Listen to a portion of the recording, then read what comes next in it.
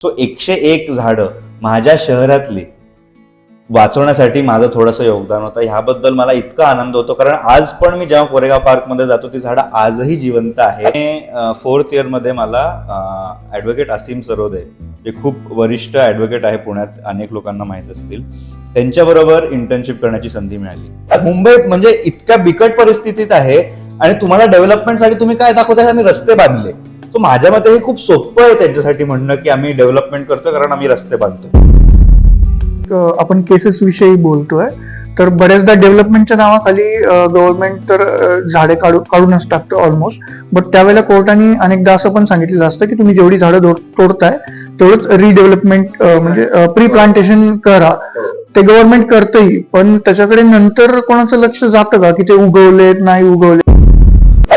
गोवामध्ये आज मागच्याच आठवड्यात 12 ठिकाणी सँड मायनिंगच्या विरुद्ध आम्ही केस फाईल केली होती आणि 12च्या 12 ठिकाणी कोर्टाने स्टे ऑर्डर केलाय.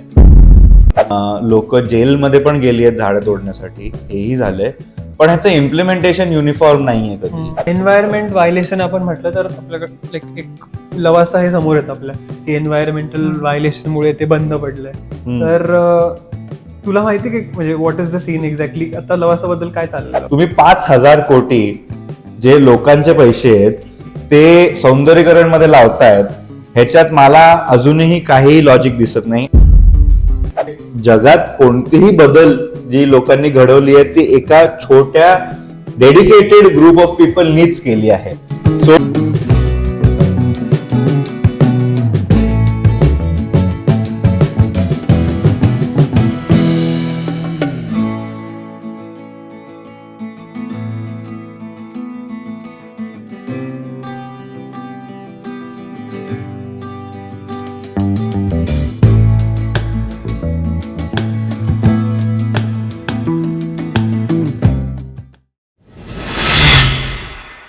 तुम्ही आजवर खूप क्रिमिनल लॉयर्स किंवा सिव्हिल लॉयर्स पाहिले असतील, पण आज आपल्या पॉडकास्टवरती एक एक्सक्लुझिव्हली एन्व्हायरमेंटल लॉयर आहे. We welcome Maitreya Ghorpade to our podcast. Thank you so much. फक्त एन्व्हायरमेंटल केसेस घेतात, दुसरे कुठलेही केसेस घेत नाहीत. So first of all I would like to appreciate you for this and hats off to you first of all. Thank you so much. या पॉडकास्टवरती आपण पुण्याच्या भोवती पुण्याबद्दल आणि पुण्याच्या भोवती सुद्धा जे एन्व्हायरमेंटल चे केसेस आहेत किंवा एन्व्हायरमेंट रिलेटेड केसेस आहेत याबद्दल आपण जाणून घेणार आहोत. फर्स्ट ऑफ ऑल आपण तुझ्यापासून स्टार्ट करू. मैत्रेय, तू एन्व्हायरमेंटल लॉयर कसा झालास? तुला याच्याकडे म्हणजे व्हॉट इन्स्पायर्ड यू फॉर दिस? खरं तर एक असं काही मोमेंट किंवा ज्याला युरेका मोमेंट म्हणतात असं काही नव्हतं. माझं बाळपण ह्याच एन्व्हायरमेंटमध्ये झालं की म्हणजे नेचरच्या जवळ मी वाढलो. माझ्या बाबांचं एक शेत आहे आमच्याकडे जुन्नर गावात, आणि तिथे मी लहानपणापासूनच जातो. तिथे तिकडचं जो निसर्ग आहे ते मी म्हणजे it's a part of me. So in a sense असं कधी झालं नाही की एन्व्हायरमेंटल लॉ बद्दल मला शिकावं लागलं आणि मग त्याच्यात रुची माझी झाली. एक तो बेंट आधीपासूनच होता, पण प्रत्यक्ष एन्व्हायरमेंटल लॉ हा विषय मी माझ्या लॉ स्कूलच्या खूप शेवटी म्हणजे डिस्कवर केला आणि त्यानंतर मी चालू केलं. मी सुरुवातीला माझ्या लॉ स्कूलच्या पहिल्या 4 वर्षात सगळीकडे इंटर्नशिप केलं. डिस्ट्रिक्ट कोर्ट ते supreme court, high court, civil, corporate, commercial, criminal, policy, think tank सगळे बघून पाहिले आणि कशातही मला मजा आली नाही. इनफॅक्ट एका कॉर्पोरेट इंटर्नशिपमध्ये मला आठवतंय मुंबईमध्ये मी करत होतो, त्यात माझ्या बॉसने मला एका मीटिंगला नेलं आणि अक्षरशः ह्या रूम सारखं आहे, तिथे एक कॉन्फरन्स रूम होतं, त्याच्यात 7-8 लोक होती आणि मी झोपलो. त्या मीटिंगमध्ये मी झोपलो. मी इतका बोर झालो होतो की मी म्हणजे घोरत होतो तेव्हा मला मी स्वतः जागलो की अरे हे काय, what is this noise that I am making. आणि मग एकदम लक्षात आलं. नीडलेस टू से त्यानंतर परत त्यांच्याबरोबर इंटर्नशिप नाही मिळाली, पण मला पण जाणवलं की दिस इज नॉट फॉर मी. माझं म्हणजे जे इथॉस ज्याला म्हणतात ते कुठल्या तरी वेगळ्या दिशेत आहे हे मला कळालं. आणि योगायोगाने 4th इयरमध्ये मला ॲडव्होकेट असीम सरोदे, जे खूप वरिष्ठ ॲडव्होकेट आहे पुण्यात, अनेक लोकांना माहीत असतील, त्यांच्याबरोबर इंटर्नशिप करण्याची संधी मिळाली. आणि सरोदे सरांचं एक कमाल आहे की ते तुम्हाला पहिल्याच दिवशी he hits the ground running. असं कधी वेगळ्या इतर इंटर्नशिप्समध्ये मला एक्सपिरियन्स मिळालाच नव्हता. ते सुरुवातीला खूप तुम्हाला एकदम फालतू कामं देतात, ह्याचं झेरॉक्स काढ, हे टाईप करून कर, इथे कॉफी आण वगैरे असे कामं देतात. सरोदे सरांनी मला पहिल्याच दिवशी सांगितलं की एक आमचा केस आहे, अरबी महासागरमध्ये जे सांडपाणी सोडतायत प्रक्रिया न करता, त्याच्या विरोधात तू केस ड्राफ्ट कर. पहिल्याच दिवशी 4th इयरचा स्टुडंट ते म्हणतात तू केस ड्राफ्ट कर. आणि मला वाटलं की हे कमालच आहे. ते ड्राफ्ट करताना मला लक्षात आलं की लॉ हे किती पॉवरफुल एक वेपन आहे आणि एक शिल्ड पण आहे. म्हणजे आपण वाचू पण शकतो आणि पराक्रम पण करू शकतो. आणि something just clicked in my mind की हे मला पटतंय, ह्याच्यात काहीतरी व्हॅल्यू दिसतोय. लॉचा वापर जर मला करायचा असेल आयुष्यभर तर मला ह्याच फील्डमध्ये करायचं आहे. आणि credit of course in a big part goes to advocate Sarode, but also to my parents. त्यांच्या अपब्रिंगिंगमुळे मी आहे तसं आहे. आणि सरोदे सरांनी मला संधी दिली की ह्या एरियामध्ये काम करण्याची. त्याच्यामुळे मला पण जाणवलं की खरं लॉचा किती मोठा इम्पॅक्ट होऊ शकतो आणि फक्त एका 4th इयरच्या मुलाकडनं पण हे होऊ शकतं. आणि इनफॅक्ट ती केस अजूनही चालूच आहे. बट म्हणजे माझं योगदान त्याच्यात थोडासा जो आहे तो आहे. त्याच्यानंतर मला कळालं की खूप विषय आहेत, खूप गरजेचे टॉपिक्स आहेत ज्याच्यावर कोणीही काम करत नाहीये. कारण म्हणजे माझ्याच बॅचमध्ये लॉ कॉलेजमध्ये सगळे जे टॉपर्स होते ते सगळे कॉर्पोरेट लॉकडे वळले. Because it pays well. Because it's considered की ह्या फील्डचं टॉप हे आहे. आणि मेनली इट पेज वेल.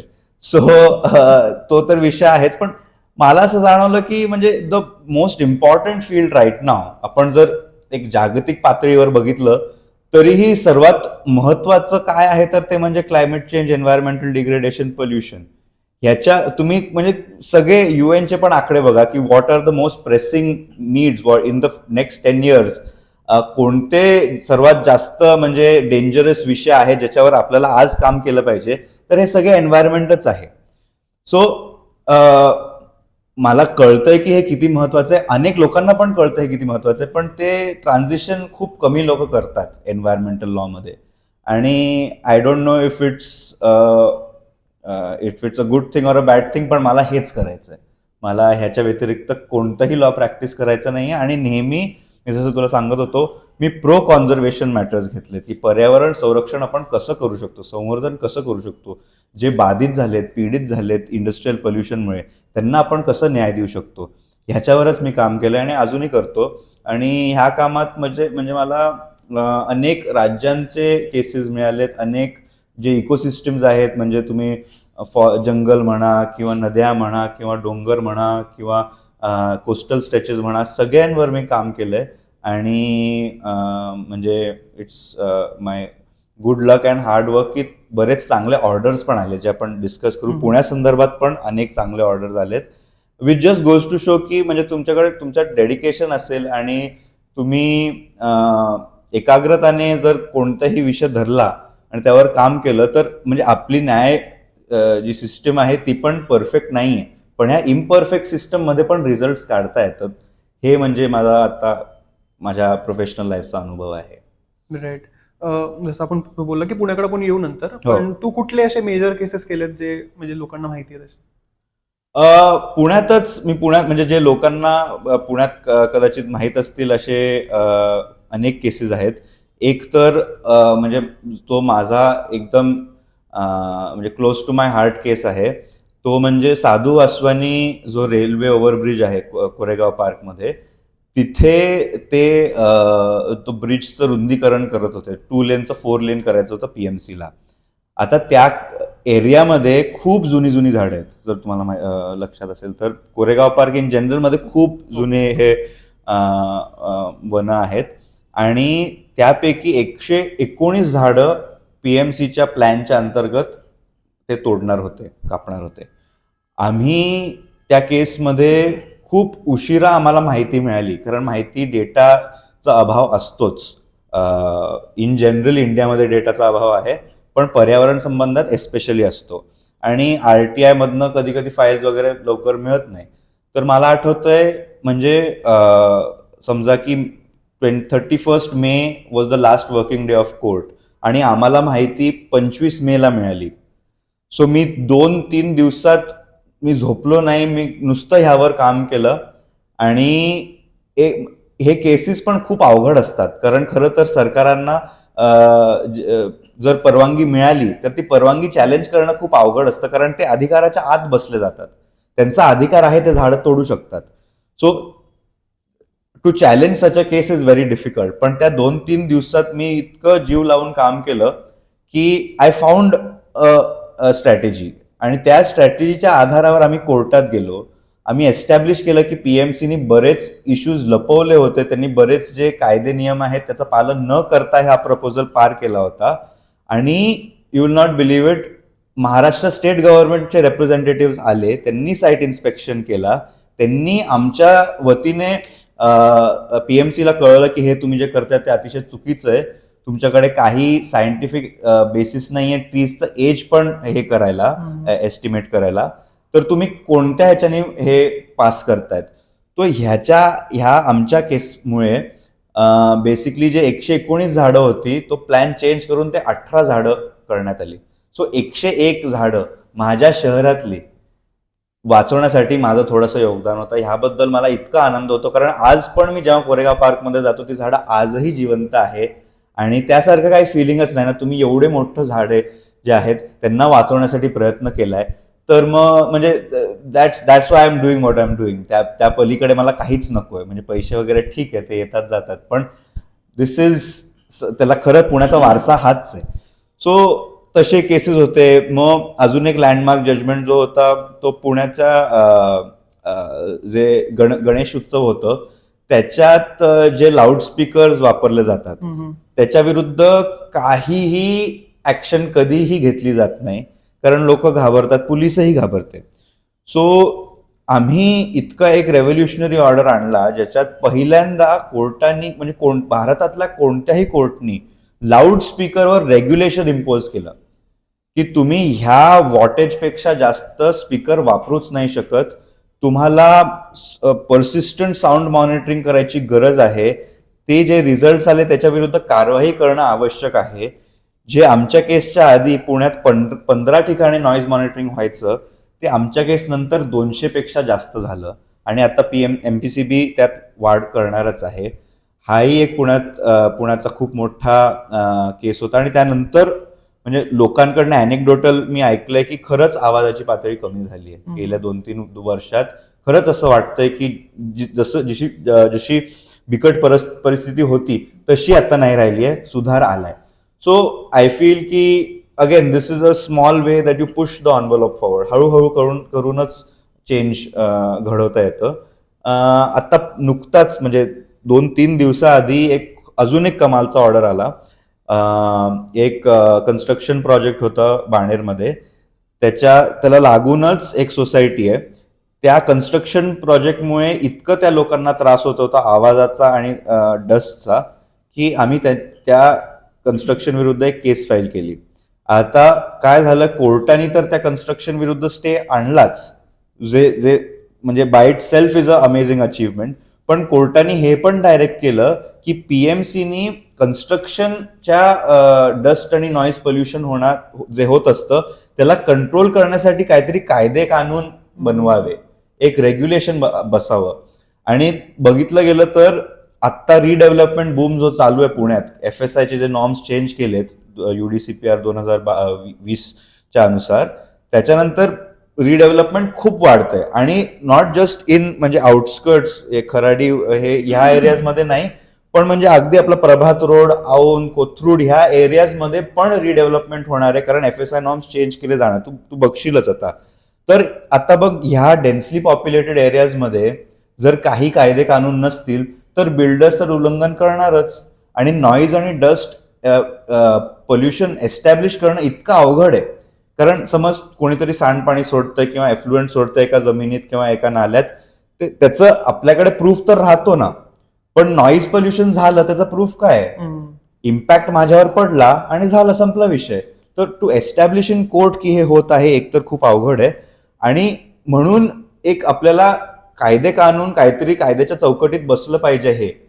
पण आतापर्यंत तसं काही नव्हतं. तो एनजीटीच्या आदेशानुसार ते पण आता बसवलं जाणार. सो असे म्हणजे केसेस पण आहेत ज्याच्यात ज्यांनी करून कायदे नवीन बनवले जातात. असे पण केस आहे ज्याच्यानी म्हणजे जे पीडित शेतकरी आहे त्यांना मी न्याय देऊ शकलो.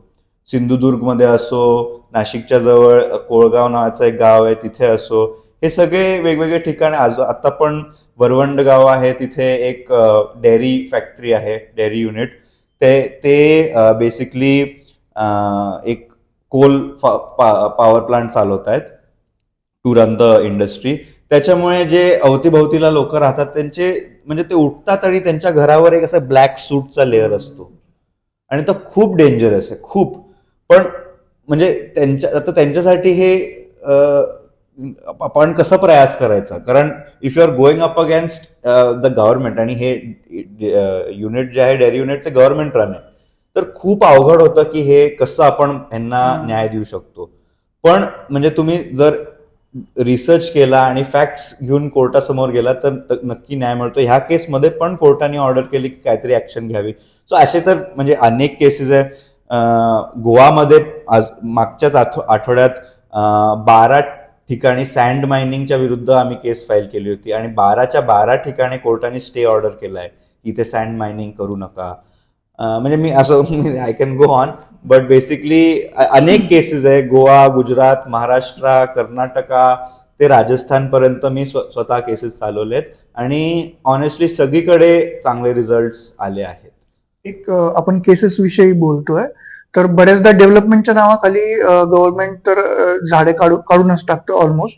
बट त्यावेळेला कोर्टाने अनेकदा असं पण सांगितलेलं असतं की तुम्ही जेवढी झाडं तोडताय तेवढंच रिडेव्हलपमेंट म्हणजे प्री प्लांटेशन करा. हो. ते गव्हर्नमेंट करतही, पण त्याच्याकडे नंतर कोणाचं लक्ष जातं का की ते उगवलेत नाही उगवलेत, नाही तर जात. त्याच्या अगेन्स्ट तुम्ही कधी असं काही गेलायत का? हो, इनफॅक्ट आत्ता पण एक केस प्रलंबित आहे एनजीटी मध्ये, ज्याच्यात जून 2022 ते डिसेंबर 2023 ह्याचे आकडे कोर्टासमोर ठेवले गेलेत.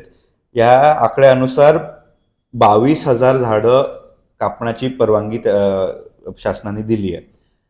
त्याला कॉम्पेन्सेटरी प्लांटेशन म्हणजे 3.5 लाख, अराउंड 3.5 लाख कॉम्पेन्सेटरी प्लांटेशन करायचं आहे. त्याचं पीएमसी कडे काहीही रेकॉर्ड नाहीये. इनफॅक्ट आम्ही अजून खोलमध्ये गेलो, अजून बघितलं की ठीक आहे, तुम्ही 2018 पासनं आजपर्यंत सांगा की काय कॉम्पेन्सेटरी प्लांटेशन तुम्ही कुठे लावलेत झाडं. ठीक आहे, तुम्ही म्हणतात तुम्ही लावलेत, गृहीत धरू की तुम्ही लावलेत, कुठे लावलेत ते तरी द्या. तुमच्याकडे काहीतरी आकडे असेल, डेटा असेल ते द्या. पीएमसीचं म्हणणं आहे की 2018 पासून ते 2025 पर्यंत त्यांच्याकडे एकही झाडाचा डेटा नाहीये कॉम्पेन्सेटरी प्लांटेशन. आता तुम्ही बघा की अशी अवस्था असताना आपण काय एक्सपेक्ट करू शकतो. पीएमसी म्हणतात की नाही आम्ही कॉम्पेन्सेटरी प्लांटेशन मध्ये लावलीच झाडं, आणि सोर्स काय तर म्हणतात की ट्रस्ट मी. अरे कसं ट्रस्ट करू तू, म्हणजे द्या ना डेटा, द्या ना. ट्रस्ट मी ब्रो झालंय. म्हणजे मला पण वाटतं की म्हणजे PMC is one of the biggest महानगरपालिका in the country, not just in the state. आपण जर बजेट वाईज बघितलं तर 10,000 कोटीचा बजेट आहे, आणि ह्या ट्री फेलिंग मधनं त्यांनी अजून माझ्या एस्टिमेशनच्या अनुसार ह्या कालावधीसाठी जून 22 ते 23 तब्बल 18 कोटी डिपॉझिट घेतलेत. हे 18 कोटी कॉम्पेन्सेटरी प्लांटेशन साठी वापरण्यासाठी आहे. कुठे गेले ते पैसे? ठीक आहे, तुम्ही पैसे तर घेतले, वापरले का? आणि कायद्यामध्ये लिहिलंय की तुम्हाला 7 वर्षांपर्यंत त्याचं संवर्धन करणं हे तुमच्यावर भाग आहे. कुठे गेले हे 7 वर्ष? काय झालं? काहीही क्लिअर नाहीये. म्हणजे इतकं ओपेक सिस्टम आहे हा, आणि ह्या विरुद्ध लोक लढा देत आहे. पण जेव्हापर्यंत सामान्य माणूस जागृत होत नाही, त्यांच्यासाठी कोणी म्हणजे हे माहिती त्यांच्यापर्यंत पोहोचवत नाही, हा विषय असाच राहील. कारण लोकांना माहित नाही की म्हणजे व्हॉट आर दे एंटायटल्ड टू. आमच्या कॅल्क्युलेशन अनुसार 2025 पर्यंत, आता तुम्ही डेफिसिट बघितला ट्री प्लांटेशनचा, आमच्या कॅल्क्युलेशन प्रमाणे it could be here and there, almost 14 lakh झाडं हे कॉम्पेन्सेटरी प्लांटेशन अजूनपर्यंत झालं नाहीये. सो आणि म्हणजे this is maybe from the last 5 to 7 इयर्सचं इन्फॉर्मेशन सांगतो. म्हणजे दरवर्षी 2 लाख झाडं ह्यांना लावायची होती. कुठे आहेत ते? काही डेटा नाहीये. So there are definitely there are cases that we have filed and त्याचा अजून निकाल तरी लागला नाहीये, पण वी आर कॉन्फिडंट की चांगला काहीतरी रिझल्ट लागेल. ऍडव्होकेट कृणाल घारे आहेत जे हे मेन पेटिशनर आहे, ऍप्लिकेंट इन पर्सन पण आहे आणि तेही ते चालवत आहेत. त्यांच्या मदतीत आम्ही आहोत आणि आम्ही पण एक आता वेगळा केस फाईल करण्याची तयारी करतोय. पण बेसिकली असेच लोक आहेत ऍडव्होकेट घारे सारखे जे सतत लढा देतात, जे स्वतः म्हणजे हजारो पेजेसचं कंपायलेशन करून कोर्टांना देतात. कारण मी सांगत होतो ना, हे एस्टॅब्लिश करणं खूपच अवघड जातं काहीतरी व्हायलेशन झालंय. कारण प्रिझम्पशन असतं की सरकारने केलंय तर म्हणजे कायद्यानुसारच केलं असेल, जे खरं तर त्याचं प्रिझम्पशनचं बेसिस काय मला माहित नाही. पण एनिवे लिगल सिस्टम आपली अशीच आहे. But yes, there are cases for compensatory plantation, पण स्थिती खूपच बिकट आहे, हे मी तुम्हाला ऑन रेकॉर्ड सांगू शकतो. आपल्याकडं एक म्हणजे जर प्रोटेस्ट करत असतील सर्वसामान्य लोक की हे तोडू नका, तर त्यासाठी मग काही वेगळे पर्याय अवलंबले जातात. तिथं कधी कधी अचानक आग लागते, असे प्रकार घडतात. कधी कधी अचानक मंत्रालयामध्ये पण आग लागली. हा, कधी कधी अचानक एखाद्या झाडातनं मुंग्या यायला लागतात, त्याचा बुंदा हो. सडून जातो, असे प्रकार. अहो, माझा एक केस आहे कोल्हापूरमध्ये. तिथे माझ्या क्लायंटला म्हणाले की इथे पूर आली म्हणून सगळे डॉक्युमेंट्स वाहून गेले. म्हणजे असे एक्सक्यूज देतात. तर यांच्या विरोधात काही ऍक्शन घेण्यासाठी किंवा त्याच्यावरती काही लॉज असे नाहीत आपल्याकडे स्ट्रिक्ट? बघा ना, आता म्हणजे इन थिअरी असले पाहिजे, पण काय करायचं आता? कोणीतरी म्हणतंय की पूर आले आणि डॉक्युमेंट्स वाहून गेले, कोणीतरी म्हणतंय की आग लागली आणि सगळे जाळून गेले. आता ह्याला काय, हे पण एस्टॅब्लिश करणं की काहीतरी चुकीचं झालंय हे पण म्हणजे अवघड आहे ना. आणि court will not just pass an order even if it seems की काहीतरी चुकीचं झालंय, आणि झालंच आहे 9 out of 10 times. पण त्याचा एव्हिडन्स कोण देणार आणि कसं आता प्रूफ करणं, तर खूप अवघड असतात रे हे गोष्ट प्रूफ करणं. So usually they get away with it.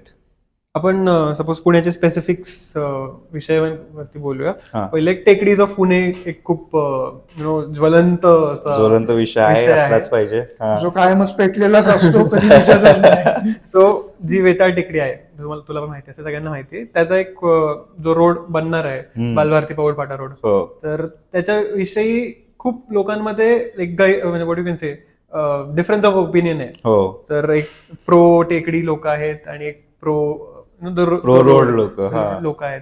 तर where do you stand on that road? I stand on the टेकडी.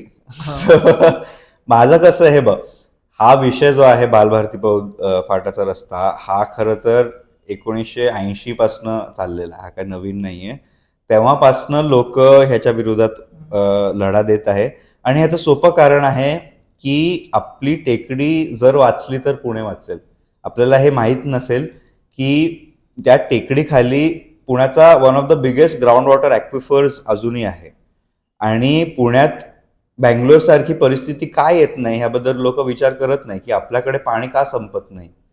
म्हणजे पुणे हे वाढत चाललंय, पण तरी काही भागांना सोडून वॉटर सप्लाय कॉन्स्टंट असतो. समर मंथ्समध्ये पण कॉन्स्टंट असतो. ठीक आहे, एखाद खराडी वगैरे एकसारखे 2-3 ठिकाणं आहे जिथे अजूनपर्यंत त्यांनी पाईपलाईन्स पोहोचवले नाहीयेत. पण मेन शहरात तर कधीही आपल्याला प्रॉब्लेम नसतो.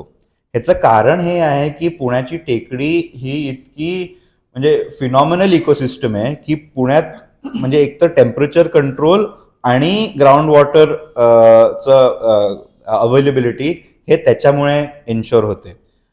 तिसरं म्हणजे आपण जी जीवजंतू ह्या टेकडीमध्ये आपल्याला मिळतात ती जगात कुठे नाही आहे. आत्ताच मागच्याच काही महिन्यात एक स्टडी झाली होती, त्याच्यात त्यांना एक मेथेन इटिंग बॅक्टेरिया हे टेकडीच्या एका क्वॉरीमध्ये सापडलं होतं. आता मेथेन इटिंग बॅक्टेरिया हे इतकं महत्वाचं आहे कारण methane as a greenhouse gas is many times potent compared to carbon dioxide. आपण सगळे जे क्लायमेट चेंजचे डिस्कोर्स बघतो ते नुसतं कार्बन कार्बन कार्बन बोलतात लोक, पण मेथेनचं इम्पॅक्ट खूप जास्त आहे. म्हणजे कमी मात्रात जरी ते मेथेन डिस्चार्ज झालं त्याचा इम्पॅक्ट हिटिंग आणि ग्रीन हाऊस इफेक्टमध्ये तेवढा जास्त असतो. सो मेथेन इटिंग जर आपल्याला एक बॅक्टेरिया मिळालं जे आतापर्यंत कोणाला माहित नाही कुठे आहे आणि कसं आहे, तो वेताळ टेकडीमध्ये उपलब्ध आहे. So it's a incredible ecosystem आणि लोक 1980 पासून लढा देतच आहे आणि इतके सक्सेसफुल आहेत ते की आतापर्यंत त्यांनी हा स्टॉल केलाय. खरं बघितलं तर जे स्टडीज पण झालेत ह्याच्या संबंधित त्याच्या अनुसार पण ट्रॅफिकचं इश्यू सोडून त्यांच्याकडे काही जस्टिफिकेशन नाहीये की का हे झालं पाहिजे, की तुम्हाला लॉ कॉलेज रोडवर खूप ट्रॅफिक आहे म्हणून इकडनं एक रस्ता बांधा. त्याच्या पलीकडे त्यांच्याकडे काहीच जस्टिफिकेशन नाहीये. ग्राउंड वॉटर ॲक्विफर्सचं काय होणार ह्याबद्दल ते म्हणतात की आम्ही काळजी घेऊ. झाडांचा विषय ते म्हणतात आम्ही कॉम्पेन्सेटरी प्लांटेशन करू. तर असे त्यांच्याकडे नेहमी रिॲक्टिव्ह सोल्युशन्स असतात. सो आपण खरं बघितलं पाहिजे की ह्या टेकडीचं महत्व काय आहे आणि जो रस्ता तो जाणार आहे त्याचं किती म्हणजे प्रोज अँड कॉन जर आपण बघितले तर म्हणजे any right minded person will not stand by the road. लोक का म्हणजे डिफरन्स ऑफ ओपिनियन तू म्हणालास का आहे, कारण लोक म्हणजे लॉ कॉलेजवर फसतात, नळ स्टॉपकडे जाऊन ते फसतात म्हणून त्यांना वाटतं की अरे अजून एक रस्ता झाला असता तर आपला इथं विषय सॉल्व्ह झाला असता. माझं असं म्हणणं आहे की तुम्ही पुण्यात कोणता असा मला रस्ता दाखवा ज्यांनी करून ट्रॅफिकचं सिच्युएशन सॉल्व्ह झालंय. There is no evidence to suggest की building another road or making it wider will lead to traffic dropping. The only thing that happens is अजून गाड्यांसाठी तुम्ही जागा करतायत, बाकी काही नाही. तुम्ही जर बघितलं तर त्यांच्याही कॅल्क्युलेशन अनुसार अर्ध्या तासापेक्षा जास्त माझ्या मते त्याच्यापेक्षाही कमी काय 15 ते 20 मिनिटची बचत होणार. त्या 15 ते 20 मिनिटच्या बचतसाठी तुम्ही काय म्हणजे सॅक्रिफाईस करतायत ह्याबद्दल पण थोडंसं म्हणजे आपण कॉग्निझंट राहिलं पाहिजे, नाहीतर काही अर्थ नाही. So definitely I am on the side of the टेकडी वाचली पाहिजे आणि ह्या रस्त्याचं खरं इतकं महत्व नाही आहे. तुम्ही ह्याचे जर कॅल्क्युलेशन्स पण बघितले तर this is a 2 kilometre road, 2.1 kilometre road. त्याची कॉस्ट 200 कोटीपेक्षा जास्त आहे. म्हणजे तुम्ही बघा ना 10 कोटी प्रत्येक किलोमीटर प्रत्येक 100 मीटरसाठी. म्हणजे this is just it will be one of the most expensive roads in the country. आणि आपल्याला खरं ह्याची गरज पण आहे का, मला तरी वाटत नाही. ऍक्टिव्हिस्टचे जे म्हणणं आहे की तिथे त्यांना म्हणजे it will B pro builders, it will profit builders, कारण की म्हणजे आता लाईक बिल्डर्सचे प्रोजेक्ट तिथे बनत आहेत. हो आहेत ना, ते बिल्डर्स कोण आहेत ते पण मला माहिती आहे. आणि म्हणजे टेकडी व्ह्यू त्यांना म्हणजे त्यांना त्यांच्या प्रोजेक्टच्या समोरनं एक रस्ता जाणं हवंय. सो आता दे विल गेट अ टेकडी view. I mean, but see, they in doing so, they are taking away some of the टेकडी. So, म्हणजे हे पण आम्हाला पण टेकडी व्ह्यू हवं आहे ना, तर मग तुम्ही कशाला रस्ता कापून घेताय. सो ते बिल्डर्स जे आहेत ते आहेत आणि आय एम शुअर त्यांनी पण प्रेशर त्यांच्या अनुसार घातलाच असेल अथॉरिटीजवर. म्हणून अथॉरिटीज पण तुम्ही बघितलं तर पीएमसीनी Tushar Mehta who is the solicitor general of India त्यांना ऑन रेकॉर्ड घेऊन ऍज अ काउन्सिल ते रिप्रेझेंट करत होते सुप्रीम कोर्टात. So PMC is also not holding back, but they are म्हणजे थ्रोइंग एव्हरीथिंग. हेल्पबेंट काय आहेत की तो रोड बनलाच पाहिजे, त्यांना विचारा. ऑनेस्टली मला खरंच माहित नाही की काय इतकं त्यांचं महत्व आहे. कारण मी सांगतो ना, other than say 15-20 minute drop in traffic, त्यांच्याकडे काहीही जस्टिफिकेशन नाही ह्यासाठी, काहीही नाही, अजूनही नाही. इतक्या वर्षांनंतरही ते come up with another excuse. Rajya Sabha MP जे आहेत मेधा कुलकर्णी, ऑल्सो प्रो टेकडी. येस. अरे 2023 एप्रिलमध्ये जेव्हा एक प्रोटेस्ट मार्च झाला होता तेव्हा सगळे आले होते. It was an all party meeting at that, पावसात, बरोबर. सो सगळे म्हणजे वरिष्ठ नेते होते पुण्याचे सगळ्या पार्टीतनं आणि सगळ्यांनी येऊन आपली भाषणबाजी केली की आम्ही वाचवणार आणि तुम्ही आमच्याबरोबर, आम्ही तुमच्या बरोबर आहात वगैरे वगैरे. पण त्याच्या आता काय होत नाही ना, त्यानंतर सगळे लोक गोळा झाले तर मग राजकीय लोक पण येतात चेहरा दाखवायला, पण त्यानंतर ते विसरतात. आणि लोक पण म्हणजे किती लढा देणार, त्यांचे पण इतर कामं आहेत, त्यांना पण म्हणजे स्वतःचे पैसे द्यावे लागतात, स्वतःचा वेळ द्यावा लागतो. So it's a difficult situation all in all. पण जे वेताळ टेकडी बचाव समिती आहे, सुषमा दाते मॅडम, सुमिता काळे मॅडम ह्यासारखे जे मी तर म्हणणार म्हणजे समाज सुधारक आहेत, हे समाजसेवक पण नाही, त्यांच्यामुळे ही आतापर्यंत हा विषय इथपर्यंत आला. जे नागरिक चेतना मंच होते, आणि मी नाव घेऊन म्हणतोय कारण त्यांना त्यांचं क्रेडिट दिलं पाहिजे आपण, आणि तुमच्या पॉडकास्टच्या माध्यमातून लोकांपर्यंत ही बातमी पोहोचली पाहिजे की हे these are the people responsible. आपण जे आत्ता म्हणजे आपली परिस्थिती वाईट होतच आहे, उष्णता वाढतच आहे, दरवर्षी आपल्याला ते जाणवतं, पण म्हणजे it would be much worse without them, आपण असं म्हणू शकतो. बिल्डर व्यतिरिक्त अजून दुसरा काही कमर्शियल अँगल वाटतोय का या रस्ता होण्याच्या पाठीमागं? नाही, दुसरं काही अजून कारण नाही मिळत? म्हणजे हे बघ, माझं म्हणजे एकतर इमिजिएट कारण तर हेच आहे माझ्या मते, माझ्या अंडरस्टँडिंग अनुसार, की हे त्यांना बिल्डर्सचं बेनिफिट करायचं आहे. दुसरं म्हणजे infrastructure projects like a road हे म्हणजे डेव्हलपमेंट सांगायला खूप सोपं होतं की आम्ही एक रस्ता बांधला, आम्ही डेव्हलपमेंट केलं. रस्ता बांधण्यात काही डोकं लागत नाही फारसं, खूप सोपं आहे ते. तुम्हाला एज्युकेशन सिस्टम सुधारायची आहे, त्यात खूप डोकं लागेल. तुम्हाला हेल्थ सिस्टम सुधारायची आहे, त्यात खूप डोकं लागेल. तुम्हाला ऍक्च्युअली ट्रॅफिक सॉल्व्ह करायचं असेल, पब्लिक ट्रान्सपोर्टेशन सिस्टम सुधार करायचं असेल, त्यात खूप डोकं लागेल. These are actually development. तुम्हाला रस्ता बांधून मग तुम्ही म्हणणार की नाही आम्ही इथे रस्ता बांधला, जसं मुंबईत तेच होतंय की आम्ही मुंबईत काय काम केलं 5 वर्षात, आम्ही कोस्टल रोड बांधला, आम्ही अटल सेतू बांधला. त्याच्या व्यतिरिक्त काय झालं? मुंबई म्हणजे इतक्या बिकट परिस्थितीत आहे आणि तुम्हाला डेव्हलपमेंटसाठी तुम्ही काय दाखवताय? आम्ही रस्ते बांधले. सो माझ्या मते हे खूप सोपं आहे त्यांच्यासाठी म्हणणं की आम्ही डेव्हलपमेंट करतोय कारण आम्ही रस्ते बांधतोय. आणि रस्त्यांमध्ये पैसे पण खूप कमवता येतात. आणि मी सांगितलं पण आहे, प्रो बिल्डर लॉबी पण is very happy with this. So हे सगळे जे 3-4 कारणं आहेत तेच. पैसा सोडून माझ्या मते काहीही मोटिवेशन नाही आहे. टेकडीजच्या नंतर दुसरा विषय जो आहे पुण्याचा, दॅट इज द रिव्हर्स. आता जे आपल्याला माहिती आहे, Mulamutha river is no more than a gutter. Yes. Then ह्या साईडला आपण इंद्रायणी बघतो आणि पावना बघतो. तर इंद्रायणी पावना जर स्पेसिफिकली बघितलं आपण तर ते खूप म्हणजे दररोजच म्हणता येईल ते त्यांच्यावरती पूर्ण असं हे काय बोलतो आपण, वाईट फेस, वाईट पांढरा फेस face. इंद्रायणी तर खूप झालं. झालेला असतो. हो, आणि इट इज हो. मोस्टली फ्रॉम द इंडस्ट्रीज जे आहेत त्या येस side ला, येस त्याच्यावरून. Yes absolutely. तर एनजीटीने पण ऑर्डर काढली होती मध्ये की बॅन दोज इंडस्ट्रीज वर लेटिंग एफ्लुएंट्स इन द रिव्हर्स. तर तू याच्याबद्दल काय केलेस? एफ्लुएंट ट्रीटमेंट इन पुणे ह्यावर मी केस नाही केलेत. इतर साबरमतीमध्ये केसेस आहेत माझे. आणि जे एफ्लुएंट डिस्चार्ज म्हणजे मी सांगितलं ना, एक कोळगावचा पण केस होता, त्यात पण इंडस्ट्रियल एफ्लुएंट होत होतं, पण ते खूप म्हणजे नॉन ग्लॅमरस ठिकाणी होतं, तर मग ते त्याची बातमी लोकांपर्यंत पोहोचत नाही. पण पुण्याचे जे केसेस आहेत ते जे म्हणजे एक तर सर्वात मोठा जो आपला पुण्याचा नदीचा केस आहे तो RFD. त्याचा जो अपील होता तो मी ड्राफ्ट केला होता. मी ज्या माझ्या प्रिव्हियस जॉबमध्ये होतो त्यांच्याकडे हा केस आला होता. RFD बद्दल तुला काय वाटतं? Because I think 80-90% of the work is done. No not at all. RFDचा एक स्ट्रेच आता त्यांनी केलाय, तो माझ्या मते 2 ते 3 किलोमीटरचा असेल. त्यावर काम बऱ्यापैकी 80-90% कम्प्लीट झालंय. पण RFD अख्खा प्रोजेक्ट जर बघितला तो 44 किलोमीटरचा दोन्ही बाजूला स्ट्रेच आहे. सो 88 किलोमीटर्सचं कन्स्ट्रक्शन त्यांना करायचं. आतापर्यंत त्यांच्या म्हणजे 4-5 किलोमीटर त्यांनी कन्स्ट्रक्ट केलंय. सो अजून खूप आहे हा प्रोजेक्ट आणि खूप चालणार आहे.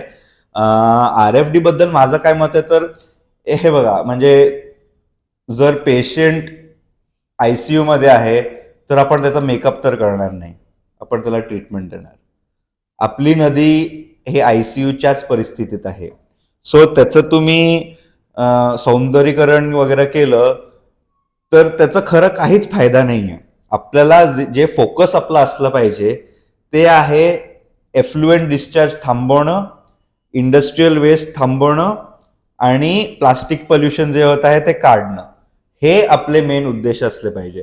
तुम्ही 5,000 कोटी जे लोकांचे पैसे आहेत ते सौंदर्यीकरण मध्ये लावतायत, ह्याच्यात मला अजूनही काही लॉजिक दिसत नाही. ठीक आहे, तुम्हाला म्हणजे सुंदर नदी पाहिजे ते ठीक आहे, पण त्या प्रोजेक्टमुळे आता जे फ्लडची सिच्युएशन अजून वाईट झाली आहे, त्याबद्दल तुमचं काय म्हणणं आहे? सो ऑनेस्टली जेव्हा मी NGT मध्ये पण केस फाईल केली होती, NGTचा ऑर्डर आहे असा की ह्यांनी फ्लडिंगचा विषय आणि जे ते कन्स्ट्रक्शन करणार आहेत त्याचा परिणाम फ्लडिंगवर काय होत आहे हे त्यांनी तपासून बघितलं नाहीये, असं NGTकडे सिद्ध झालं.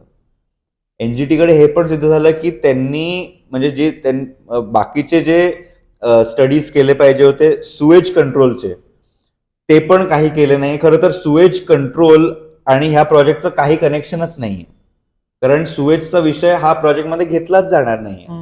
सो तुम्ही कसं म्हणतात की ह्या प्रोजेक्टमुळे नदी स्वच्छ होणार आहे, नदी साफ होणार आहे? सो हे सगळे हे एनजीटी मध्ये हे एस्टॅब्लिश फॅक्ट्स आहेत, पण तरी एनजीटीने ह्या प्रोजेक्टला रोख लावली नाही. त्यांनी सांगितलं की ठीक आहे, आता हे सगळे विषय आमच्या समोर आलेत, ह्याचा तुम्ही अभ्यास करा आणि मग त्याचा जर निकाल लागला त्याच्या अनुसार तुम्ही कन्स्ट्रक्शन करा. का? कारण हा पब्लिक पर्पजचा प्रोजेक्ट आहे. पब्लिक पर्पजच्या नावाखाली कोणत्याही प्रकारचा प्रोजेक्ट तुम्ही चालू शकता असं बेसिकली सिद्ध झालंय. तसं तर तुम्ही बघितलं तर 4 धामचा पण जो हायवे कन्स्ट्रक्शन होता त्याच्यातही हा विषय आला. त्याच्यातही एस्टॅब्लिश झालं होतं की तुम्ही बेसिकली काय करतायत, जर कायदा म्हणतो की तुमचं 100 किलोमीटरचा हायवे असेल तर तुम्हाला क्लिअरन्स घेण्याची आवश्यकता आहे, तर ह्यांनी 25 किलोमीटरचे 4 प्रोजेक्ट केले. But if you see that's a violation of the law. पण तरी तो प्रोजेक्ट त्यांनी चालून दिला. ते म्हणाले की ठीक आहे, थोडंसं तुम्ही अभ्यास करा ह्याच्यात, थोडेसे मिटिगेटिंग फॅक्टर्स वगैरेचं इम्प्लिमेंटेशन करा आणि चला पुढे. हेच लॉजिक तुम्हाला आता आरएफडी मध्ये दिसतंय. कोर्टाने ह्याच्यात कधी हस्तक्षेप घेतला नाही, कारण हा खूप मोठा प्रोजेक्ट आहे, ह्याचा प्रशासकीय बॅकिंग आहे ह्याला, आणि नदीसाठी काहीतरी केलं पाहिजे. ह्या विषयावर सगळ्यांची सहमती असणार, पण काय केलं पाहिजे हे महत्वाचं. आमचं हे म्हणणं आहे की आरएफडी मुळे नदी साफ होणार नाही, नदी स्वच्छ होणार नाही आणि पूरस्थिती अजून बिकट होणार आहे. जर तुम्ही हे 3 विषय वर्सेस त्याचं सौंदर्यीकरण केलं कंपॅरिझन, तर आमच्या अनुसार प्रोजेक्ट थांबवा तुम्ही आणि आधी जे 5,000 कोटी अलोकेट झाले ते नदी साफ करण्यात लावा.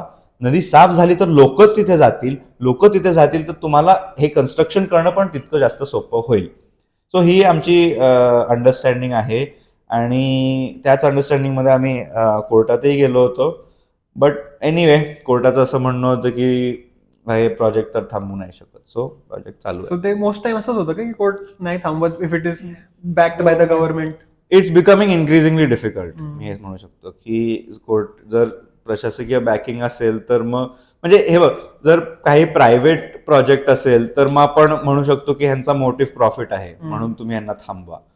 जर पब्लिक पर्पज प्रोजेक्ट असेल तर ऑल्दो ते पण खूप कमवतात या पब्लिक पर्पज प्रोजेक्ट्समध्ये पण आपण म्हणू नाही शकत की यांचा प्रॉफिट मोटिव्ह आहे. सो जोपर्यंत आपण ते एस्टॅब्लिश नाही करू शकत, कोर्ट पण असं म्हणणार की ठीक आहे, आम्ही बॅलन्स करतो, डेव्हलपमेंट पण झालं पाहिजे पण एन्व्हायरमेंट प्रोटेक्शन पण झालं पाहिजे. हे खरं बॅलन्सिंग करणं कोर्टचं काम नाहीये, कायद्याचं काम आहे. कायद्याने बघावं ना की काय बॅलन्स करावं काय नाही. तुम्ही इम्प्लिमेंटेशन करा. जर तुम्हाला व्हायलेशन दिसतोय तर त्याच्या विरुद्ध ऍक्शन घ्या.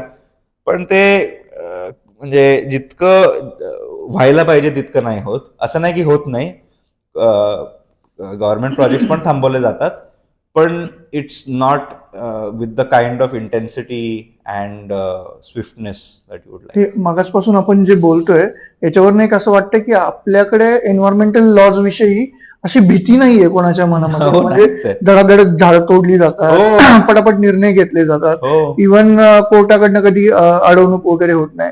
पण तुमच्या अनुभवानुसार असं कधी एखाद्या व्यक्तीला चुकून या एन्व्हायरमेंटल विषयीची शिक्षा झालेली अशी काही केस किंवा असं उदाहरण वगैरे कधी आलंय पाहण्यात? आणि मोस्ट टू मोस्ट काय शिक्षा होतं मॅक्स टू मॅक्स?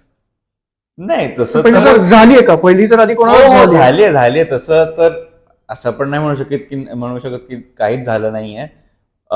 नक्कीच, म्हणजे मीच स्वतः अनेक कोटींचे पेनल्टीजचे ऑर्डर आणलेत कंपनीज विरुद्ध.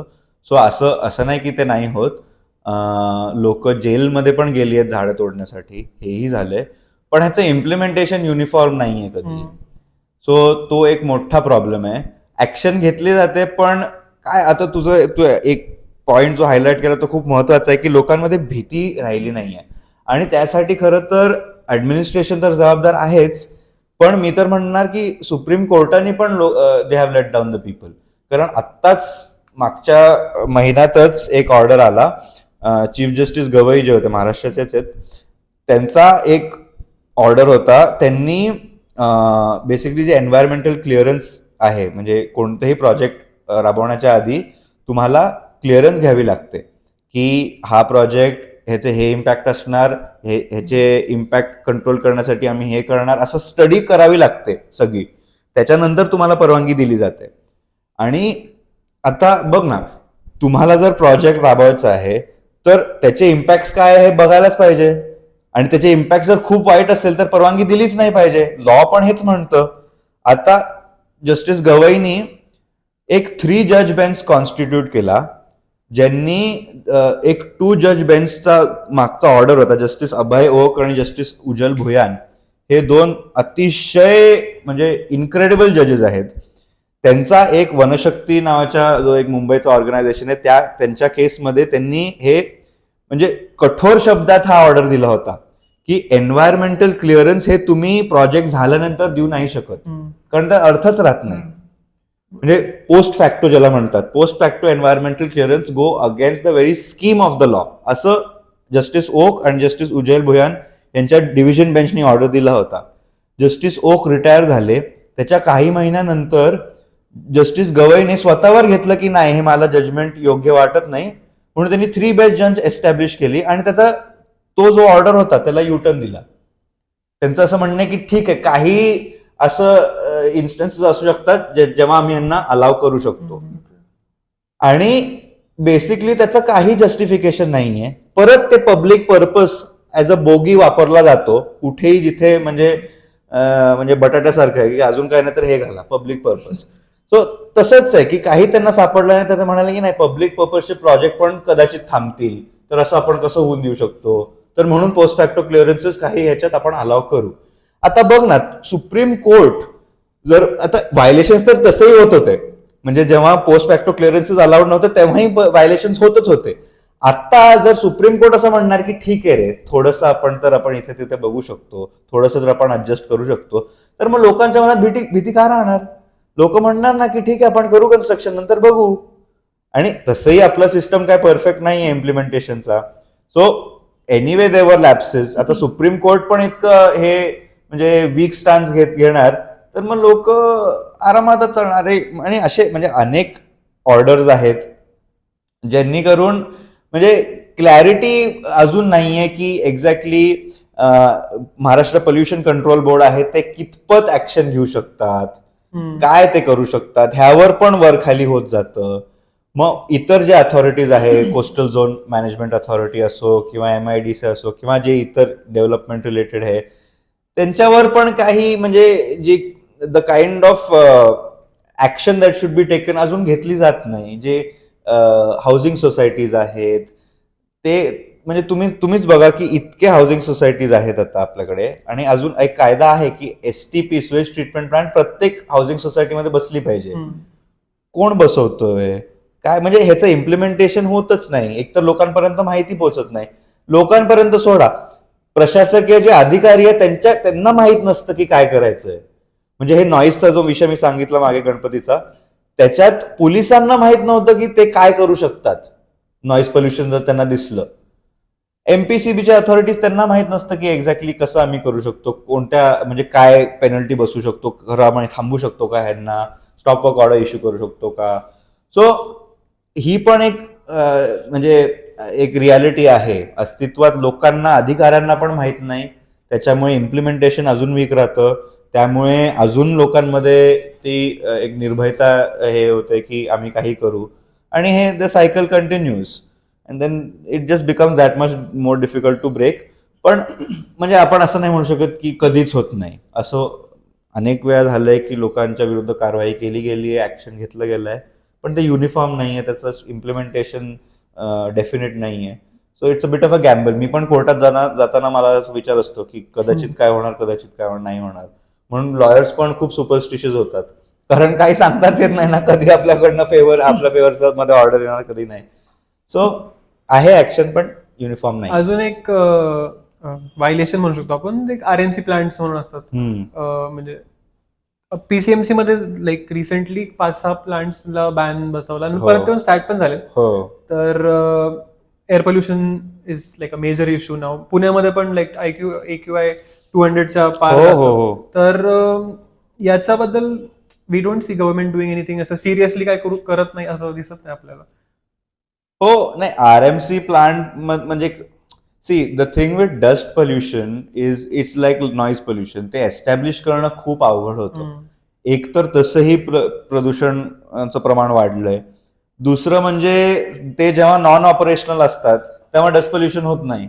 तर ते म्हणतात की नाही नाही आम्ही इतकं काय कॉन्ट्रीब्युट नाही करत आहे, तसंही वातावरण असं झालंय म्हणून.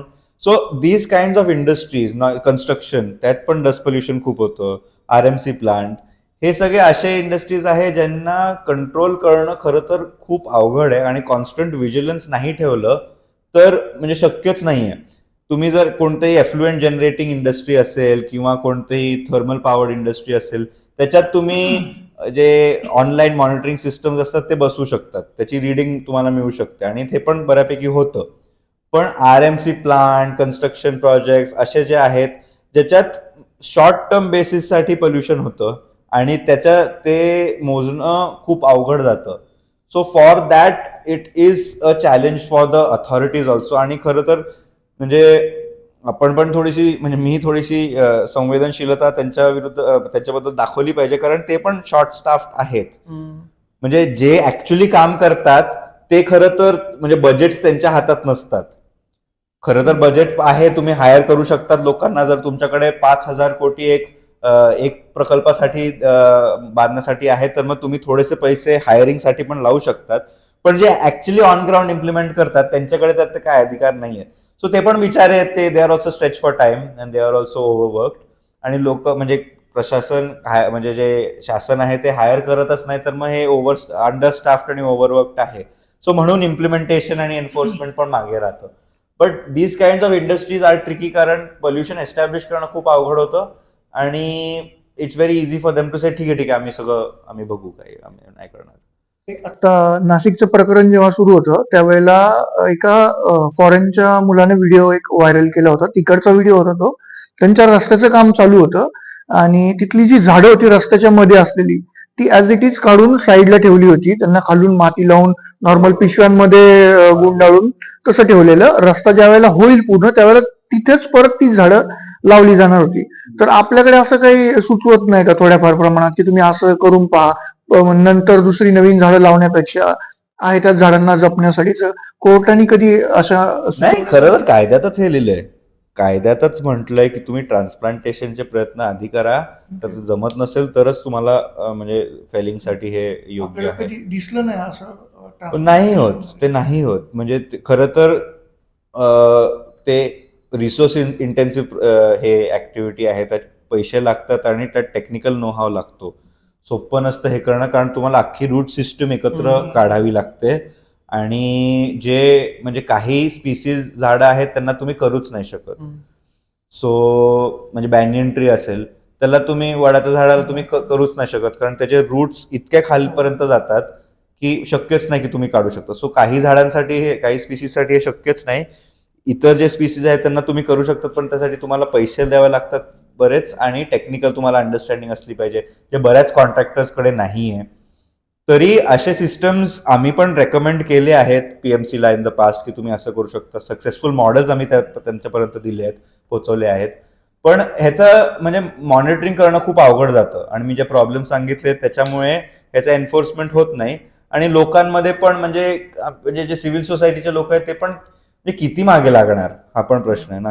आणि किती म्हणजे कोणकोणत्या प्रोजेक्ट आपल्या घराच्या बाजूला काही होत असेल किंवा आपल्या लोकॅलिटीमध्ये असेल तर ठीक आहे, आपण काहीतरी करू शकतो, तत्परता दाखवू शकतो की अरे होतं की लवकर चला. पण इतर कुठेतरी होतंय आणि आपल्याला माहित पण नाही आहे, तिथे कापून झाली झाडं, तर मग काय करणार. So there is a protocol, there are ways to do it and the law also mandates that it be done. पण म्हणजे कोणी बघत नसतं तर मग लॉ इम्प्लिमेंट होत नाही असं बऱ्याच वेळा. So that is something. Environment violation आपण म्हटलं तर आपल्याकडे एक लवासा हे समोर येतं आपल्या की एन्व्हायरमेंटल व्हायलेशनमुळे ते बंद पडलंय. तर तुला माहिती की म्हणजे what is the scene exactly आता लवासाबद्दल काय चाललंय लवासामध्ये? नाही, आता तर माझ्या मते काहीच होत नाहीये तिथे. It's just a dead ghost town. म्हणजे का ती सीन का आली, सिनेरिओ का झाला त्याचा? हे बघ, एक कारण नाहीये लवासासाठी. लवासाचे अनेक इश्यूज होते. एक तर लँड ॲक्विजिशनचा, ते इलिगली बरेच लँड अक्वायर केले गेले होते. त्याचं म्हणजे जे तिथे स्थानिक लोक होते त्यांचा आक्षेप होता, त्यांना कॉम्पन्सेशन दिलं गेलं. म्हणजे जी प्रक्रिया होती लँड ॲक्विजिशनची ती त्यांनी म्हणजे त्याला अडिअरन्स न देता त्यांनी आपलं लँड अक्वायर केलं. सो पहिला लँड ॲक्विजिशनचा इश्यू. दुसरा म्हणजे एक भीषण प्रकारे ट्री कटिंग आणि हिल कटिंग हे होत होतं, ज्यांनी तिकडचं ग्राउंड वॉटर ॲक्विफर एकदम नष्ट झालं. हिल स्लोप्स पण थोडे डेंजरस होते, तर लोकांमध्ये ती एक भीती होती की हे काय स्टेबल नाही आहे. आणि तिसरं म्हणजे क्लिअरन्सेस त्यांनी घेतलेच नाही. त्यांनी काम चालू केलं आणि ते म्हणत होते की नंतर बघू, काहीतरी बघू, म्हणजे जे होईल ते होईल. सो इन माय ओपिनियन जे तेव्हा प्रशासनात होते त्यांचं असं मत होतं की ते काही करू शकतात आणि काही होणार नाही, इथे हे आपला एरिया आहे हा. सो बेसिकली माझ्या माहिती अनुसार it was only Wien the केंद्र शासन गॉट इन्व्हॉल्ड, त्यांनी ह्याच्या विरुद्ध स्टॉप वर्क ऑर्डर पास केला की तुम्ही क्लिअरन्स घेतलाच नाही. ऍक्च्युली फनीली इनफ त्यांनी एन्व्हायरमेंटल क्लिअरन्स घेतला नव्हता आणि तरी काम चालू केलं होतं. तर आजच्या स्थितीमध्ये जर त्यांनी केलं तर कदाचित त्यांना परवानगी पण मिळाली असती, कारण post facto has bin now regularise. पण लकीली तेव्हा तशी परिस्थिती नव्हती. सो एन्व्हायरमेंटल क्लिअरन्स नव्हते, लँड ॲक्विजिशन एकदम फॉल्टी होता आणि अनफेअर होता, आणि एन्व्हायरमेंटल इम्पॅक्ट त्या प्रोजेक्टचे इतके होते. हे सगळं बघून इन्व्हेस्टर्सच बॅकट्रॅक झाले. एकदा इन्व्हेस्टर्स बॅकट्रॅक झाले तर मग तो प्रोजेक्ट तसं बंद पडला. आणि माझ्या मते आत्ता कोणाच्या म्हणजे तो विश्वासच बसत नाही की हे प्रोजेक्ट परत आपण राबवू शकतो, कारण इतकं त्याचा रेप्युटेशन इतका वाईट आहे, इतका इल विल असोसिएटेड आहे त्या प्रोजेक्टला की कोणीही हात लावत नाहीये त्याला. सो इट्स रिअली सॅड, कारण माझ्या मते बऱ्याच कन्स्ट्रक्शन झालं पण होतं तिथे. सो अजूनही लोक बाईक राईडला वगैरे जातात तिथे. सो पण तिथे काही म्हणजे आय डोंट नो, म्हणजे खूप मॅसिव्ह युटर्न प्रशासनाला घ्यावं लागेल आणि एकदम रिब्रँडिंग करून काहीतरी जर होऊ शकेल तर होऊ शकेल, पण नाहीतर it's just a waste of resources, waste of money. आणि तो whole project I don't know why त्यांनी इतकं म्हणजे निर्भयताने की आम्हाला काहीच होणार नाही, तुम्ही करा कन्स्ट्रक्शन, असं का त्यांना वाटलं की काहीच होणार नाही, मला माहित नाही. पण थोडंसं त्यांनी जर विचार केला तर क्लिअरन्सेस वगैरे मिळाले पण असते. आय डोंट नो असं केलं. पण ते केल्यामुळे इन्व्हेस्टर्स बॅक आउट, आणि एकदा इन्व्हेस्टर्स बॅकआउट झाले तर मग ते त्यांचा प्रोजेक्ट पण इतका मॅसिव्ह होता ना की त्यांना पण असं वाटलं की म्हणजे आपण एक अख्खं Pune India's first independent, India's first hill station बनवू वगैरे. तर प्रोजेक्टचा स्केल इतका मोठा होता आणि एवढे फाउंडेशनल एरर्स आणि फ्लॉज असतील तर मग कोणी त्याला हात लावायला आता तयार नाही. मी एक मूवी बघितला होता, डोंट जज मी फॉर दॅट, झोया अख्तरचा आर्चीज मूवी होता. It was on Netflix. त्याचा कोर त्याचा एन्व्हायरमेंटल प्रोटेक्शन आहे. तर देर इज अ पार्क आणि बघितलं पाहिजे मग. देर इज अ पार्क आणि जे मुलं आहेत ते 5 ऑल नेपोटिड्स, त्यांना ते पार्क वाचवायचं असतं. सो दॅट इज द, आणि तो it is set in 90s or 80s असं काहीतरी. तर आत्ता तुला वाटतं का कुठलं असे मुलं एकत्र येऊन काही वाचू शकतात? हो रे, असं काय म्हणजे मुलांविरुद्ध असे म्हणजे वाईट ओपिनियन नाही. मुलं, आय मीन की असे Youngster, हो. लोक एकत्र येऊन कुठली एन्व्हायरमेंट प्रोटेक्ट करू शकतात. बिकॉज हो इनफॅक्ट गव्हर्नमेंटच्या अगेन्स्ट एक मार्गरेट मीड नावाची एक ऑथर आहे, त्यांचं खूप इम्पॉर्टंट एक वाक्य आहे जे मी खूप लोकांना कोट करून सांगतो. ती म्हणते की never doubt that, I am paraphrasing, okay, never doubt that a small group of committed individuals can make a change, indeed it is the only thing that ever has. असं त्यांचं म्हणणं आहे की म्हणजे जगात कोणतीही बदल जी लोकांनी घडवली आहे ती एका छोट्या डेडिकेटेड ग्रुप ऑफ पीपलनीच केली आहे. सो नक्की मला ह्यावरच विश्वास आहे की जनबलमुळे काहीतरी होऊ शकतं. नाहीतर आपण प्रशासनाकडे आपले होप्स अँड ड्रीम्स ठेवले तर ते क्रॅश होणारच, शक्यच नाही. की आजकाल जर आपण सपोज पुण्याचं उदाहरण जर घेतलं, मेट्रो ही कन्स्ट्रक्ट झाली, म्हणजे वाईल कन्स्ट्रक्टिंग द मेट्रो खूप सारी झाडं तोडण्यात आली, सगळं झालं, राईट. प्रोटेस्ट करणारे प्रोटेस्ट करतात, बाकीच्या लोकांना म्हणजे असं असतं की आपलं आपण पोट पाणी आपलं आपण बघावं, आपल्याला मेट्रो पाहिजे तर वापरू, आपण आपलं काम करूया. They are not involved in any prostate anything. तर मोस्ट ऑफ द म्हणजे जास्ती करून जी लोक आहेत ते नाही लक्ष देणार आणि देणार पण नाही. आणि खरं तर मी पण त्यांना कितपत फॉल्ट करू शकतो हा पण प्रश्न आहे, कारण खरंच ते अवेअरनेस नाहीये. अवेअरनेस असलं तरी त्यांच्यात एनर्जी नाहीये की काही करू, त्यांच्याकडे टाइम नाही, त्यांच्याकडे स्पेस नाही. त्यांना त्यांच्या मुलाबाळांचा विचार करायचा आहे, त्यांना त्याचे फीस द्यायचे, त्यांना लाईट बिल भरायचं आहे, त्यांना गाडीचा EMI द्यायचा आहे. सो लोकांकडे पण अनेक विषय असतात आणि मी कोणाला असं फॉल्ट करत नाही की तुम्ही इन्व्हॉल्व्ह का नाही होत जास्त. पण हे पण म्हणणं योग्य नाही की म्हणजे सर्वांनी इन्व्हॉल्व्ह व्हावं मग चेंज होईल. आपण जर जगातचे मुवमेंट्स बघितले तर कधीही असं झालं नाही की 5% अधिक जनसंख्या इन्व्हॉल्व्ह झाली आहे कोणत्याही सक्सेसफुल मुवमेंटमध्ये. 5% कमी जनसंख्या इन्व्हॉल्व्ह होऊन तरीही म्हणजे इनफॅक्ट तेव्हाच मोठा इम्पॅक्ट पडतो. तू पुण्याचा पण विचार कर ना, पुण्यात तब्बल म्हणजे 60 ते 70 लाख लोक आत्ता राहतात.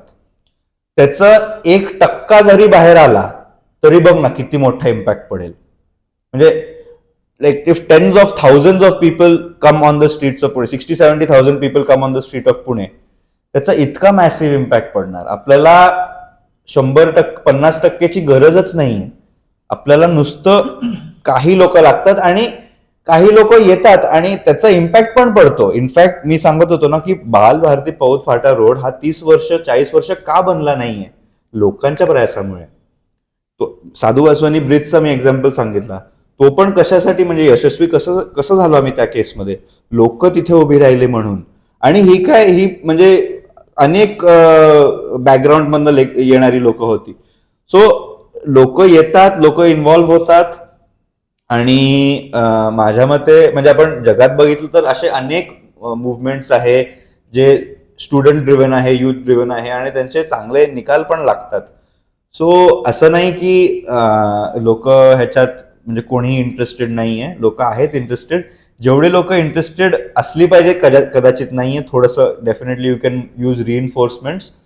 पण म्हणजे जेवढे लोक आहेत त्यांना जर तुम्ही प्लॅटफॉर्म दिला आणि त्यांना सपोर्ट दिला तरी खूप त्याचा इम्पॅक्ट पडेल. आय थिंक सर्वसामान्य माणसांनी जर म्हणजे एक जास्त काम पर्यावरणासाठी केलं ना तर ते पण that sufficient. Just do one more thing then you are doing right now. मी एवढंच म्हणेन. आपण जे आपले सिव्हिक बॉडीज आहेत, पीएमसी पीसीएमसी, त्यांचे गार्डन्स जर बघितले तर they are in a really bad state, right. आणि ते झाडं जे बांधतात ते लावतात ते खूप असे काय बोलतो आपण, दे आर नॉट स्टर्डी. ते एका पावसात येऊन पडून जातात. अर्धी मेलेलीच असतात. हो मेंटेनन्स तर म्हणजे अशी काही रूल नाही किंवा लॉ नाही का की जेव्हा तुम्ही गार्डन बांधता, फर्स्ट ऑफ ऑल तुम्ही जेव्हा गार्डन बांधता तेव्हा तुम्ही जेव्हा रोड वाइडनिंग होते त्यावेळेस गार्डन बांधतात, आजूबाजूची घरं तर तोडताच तुम्ही त्यावेळेस, आणि लँड पण अक्वायर करतात जिथे मुलं खेळू शकतात, म्हणजे ओपन ग्राउंड असतं. सो त्याला काही हे नाहीये का, लॉ नाहीये का? आणि प्लस जे हाऊसिंग सोसायटीज असतात त्याला काही असा लॉ नाहीये का की किती पर्सेंट अशी जी लँड आहे त्याला गार्डन बनलं पाहिजे किंवा ट्रीज प्लांटेशन केलं पाहिजे? आहे हे लॉज तर आहे. ज्याला रेक्रिएशनल एरियाज म्हणतात ते there is a scheme for that exactly how much you have to keep. 30-40% of the area you have to keep reserve for that. आणि म्हणजे त्याचे अजून मग टेक्निकॅलिटीज आहे की तुम्ही असं केलं तर तुम्हाला जास्त मिळेल, तसं केलं तर कमी मिळेल, तर वर खाली होत राहतं. पण लॉ तर आहे. पण बघ ना, लॉ असणं इज नॉट सफिशियंट. त्याचं इम्प्लिमेंटेशन झालं पाहिजे. आता इम्प्लिमेंटेशन कितपत होत आहे हे आपल्याला दिसतंय. So definitely the law prescribes की ग्रीन स्पेसेस असावे, रेक्रिएशनल स्पेसेस असावे, एवढा सेटबॅक असावा, रस्ते जर बांधायचे असेल तर. आणि म्हणजे तुम्ही काही एरियाजमध्ये रस्ते बांधू नाही शकत जर रिझर्वड आहे, हे सगळे आहेत लॉज. पण त्याचं इम्प्लिमेंटेशन हा डेफिनेटली एक विषय आहे त्याच्या पलीकडे आपण म्हणजे आत्तापर्यंत तर आपल्याला काही सोल्युशन मिळालं नाहीये. So laws exist, laws across the board, there are many protective laws. पण बघ ना, गार्डन डिपार्टमेंटचं आता सर्वात मोठं काम हेच झालंय की तुम्ही किती झाडं कापू शकता. Garden department in my opinion this is the number 1 priority for them.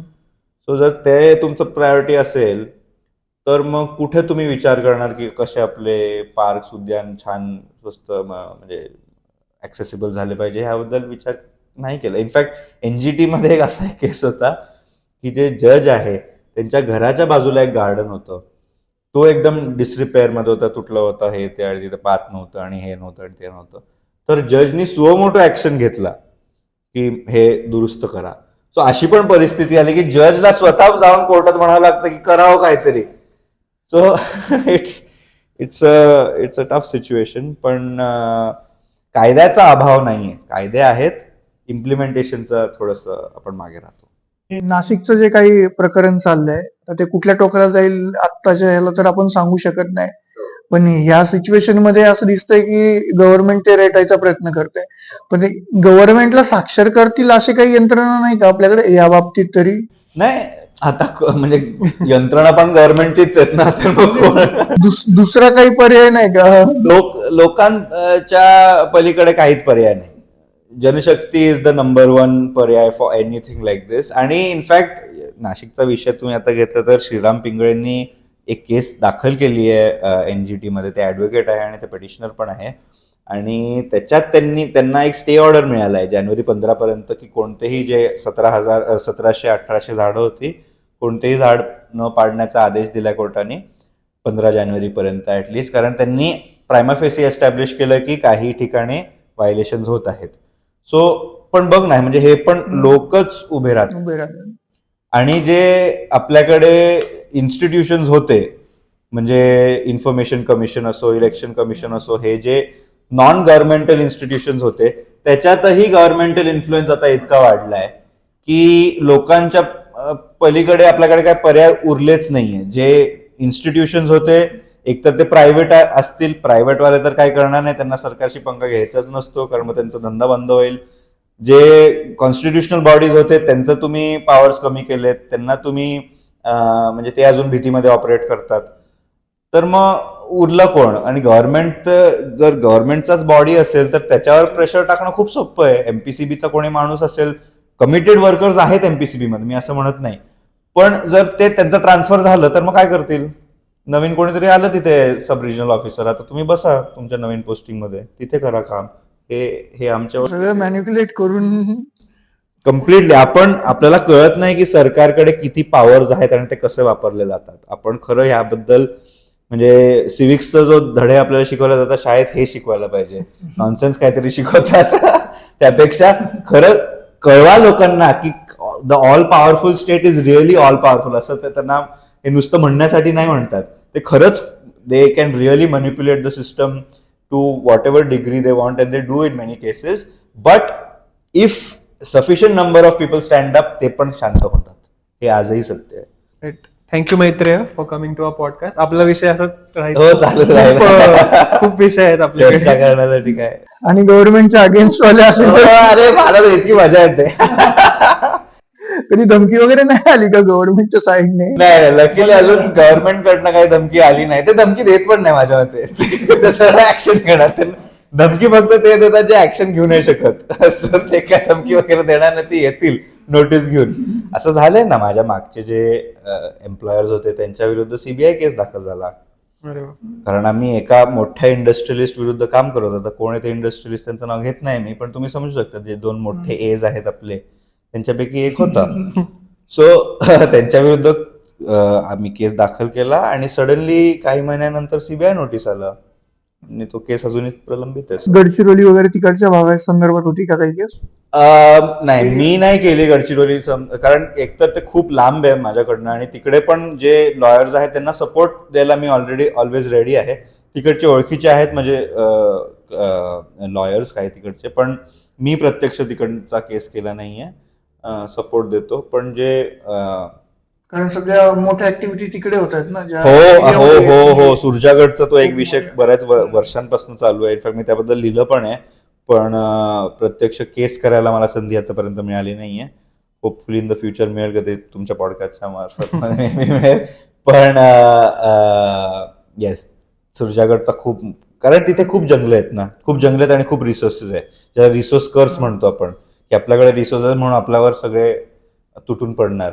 तिथे तसं झालंय. So it's a difficult situation, पण चालू आहे, ते करतायत. तिकडचे लोक एकदम स्ट्रॉंग आहेत आणि they are fighting. Anyway, thank you and all the best for your cases. Yes. आपलं पुन्हा असं हरित राहावं आणि असं हरित नाही अरे म्हणजे त्याच्यापेक्षा जास्त हरित झालं पाहिजे. नक्की. Thank you so much for inviting me and for taking up this issue. हा खूप महत्त्वाचा विषय आहे आणि तुमच्यासारख्या पॉडकास्टमुळे माझ्यासारख्या लॉयरला एक प्लॅटफॉर्म मिळतो. याबद्दल मी तुमचा आभारी आहे आणि प्लीज असे कॉन्व्हर्सेशन्स तुम्ही नक्की कंडक्ट करत राहा. खूप गरजेचं आहे. थँक्यू. Thank you so much.